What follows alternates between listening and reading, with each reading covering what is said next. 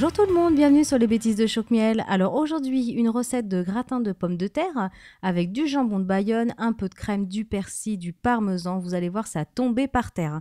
Toutes les étapes en vidéo. Alors pour commencer cette recette, on va d'abord s'occuper des pommes de terre. Donc vous les passez à l'eau claire et ensuite vous les coupez comme ça en gros morceaux. Donc moi je les ai pas pelés parce que la peau est très fine, donc ça posait pas problème. Puis j'aime bien manger la peau des pommes de terre, mais vous pouvez bien sûr les peler si vous le souhaitez.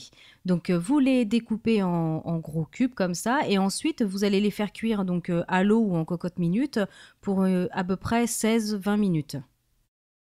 Alors ensuite, vous prenez les oignons, vous les épluchez, vous les coupez en deux et après, voilà, vous faites des petites rondelles.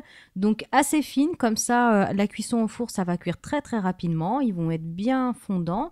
Donc voilà, assez fin et ensuite, vous réservez. Alors ensuite, vous allez prendre le jambon de Bayonne. Donc là, il y a à peu près 6 tranches assez épaisses.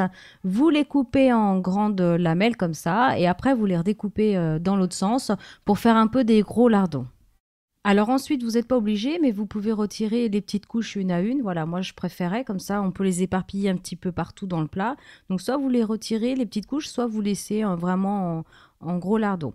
Donc ensuite, on prend un gros plat donc à gratin pour aller au four. Vous mettez les pommes de terre, ensuite vous disposez les petits morceaux de jambon de Bayonne. Alors ensuite, vous allez éparpiller les petites rondelles d'oignon, donc bien partout. Par-dessus, vous ajoutez le persil plat, ciselé.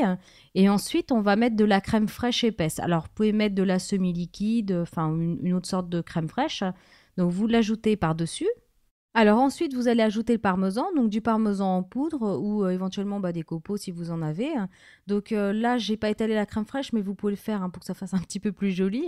Donc vous ajoutez le parmesan. Ensuite, vous allez le mettre au four, donc à mi-hauteur, 180 degrés pendant une vingtaine de minutes. En fait, il faut que les oignons soient fondants. Donc c'est pour ça qu'il faut les couper très fin.